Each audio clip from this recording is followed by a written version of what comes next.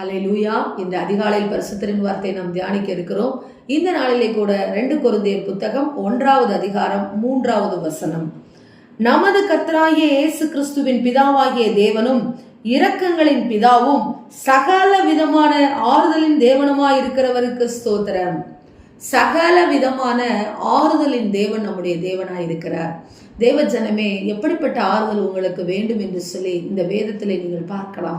எல்லாருக்கும் அவர் ஆறுதல் தேவனாய் இருக்கிறார். தகப்பனையும் தாயையும் இழந்தவருக்கு அவர் ஆறுதலாய் இருக்கிறார். கணவனை இழந்தவர்களுக்கு, மனைவியை இழந்தவர்களுக்கு அவர் ஆறுதலாய் இருக்கிறார். பிள்ளை இல்லாதவருக்கு அவர் ஆறுதலாய் இருக்கிறார்.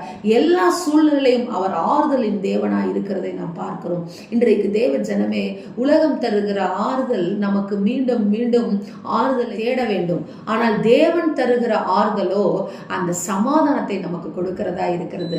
எனவேதான் அவர் பிலிப்பியர் 4வது அதிகாரத்தில் சொல்லுகிறார், நீங்கள் ஒன்றுக்கும் கவலைப்படாமல் என்று சொல்லி. ஒன்றுக்கும் நீங்க கவலைப்படாதீங்க, நான் இருக்கிறேன்னு சொல்றத நம்ம பார்க்கிறோம்.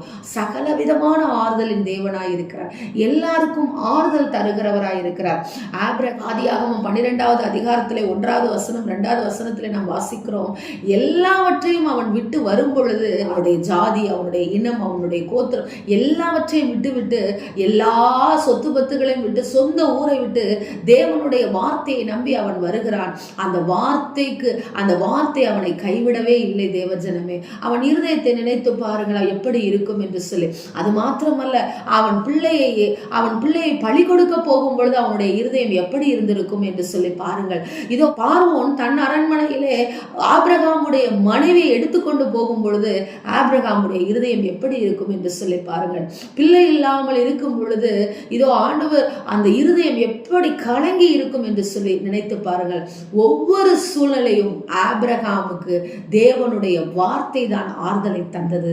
எனவேதான் அவன் இப்படிப்பட்ட சூழ்நிலையெல்லாம் கடந்து வந்ததனால் தான் நம்ம ரோமர் 4வது அதிகாரத்திலே வாசிக்கிறோம், சரீரம் செத்து போன ஆபிரகாமுக்கும் கற்பம் செத்து போன இதோ சாராளுக்கும் கர்த்தரால் அதிசயம் செய்ய முடிந்தது. தேவஜனமே, நம்முடைய தேவனாகிய கர்த்தர் ஆறுதலின் தேவன். ஒரு ஆபிரகாமை எடுத்துக்கொண்டாலே கர்த்தர் இப்படிப்பட்ட சூழ்நிலையெல்லாம் அவனுக்கு ஆறுதல் சொல்லி நான் இருக்கிறேன் என்று சொல்லி இருக்கிற பொழுது இன்னும் வேதத்துல எத்தனையோ பேரை சொல்லலாம். ஏன் நம்முடைய வாழ்க்கையில நாம் காணுகிற இதோ அநேகரை கூட நாம் பார்க்கும் பொழுது அவர்கள் சொல்லுவார்கள், தேவன் இந்த சூழல் எனக்கு ஆறுதலா இருந்தார் என்று சொல்லி. தேவ ஜனமே, என்னுடைய வாழ்க்கையிலும் கர்த்தர் பல சூழ்நிலைகளிலே அவர் எனக்கு ஆறுதலின் தேவனாய் இருந்திருக்கிறார். நான் இருக்கிற மகளை நீ கவலைப்படாத என்று சொல்லி. எனவே சகல விதமான ஆறுதலின் தேவன்.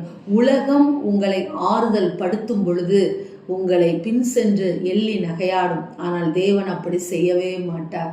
அவர் நம்மை ஆறுதல் படுத்தும் பொழுது நம் இருதயம் நிச்சயம் சமாதானத்தோடு இருக்கும். எனவே சகலவிதமான ஆறுதலின் தேவனே என்று சொல்லி அவருடைய நாமத்தை உயர்த்துங்கள். நிச்சயம் பெரிய காரியங்களை செய்வார். ஆமேன்.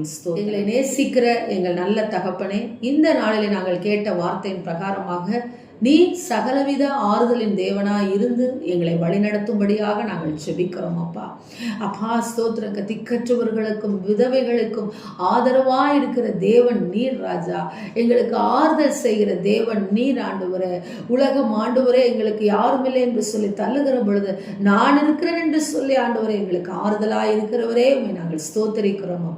உண்மையே நாங்கள் தொழுது கொள்கிறோம். இயேசுவின் நாமத்தில் நாங்கள் ஜெபிக்கிறோம் நல்ல பிதாவே. ஆமேன். Praise the Lord. Hallelujah.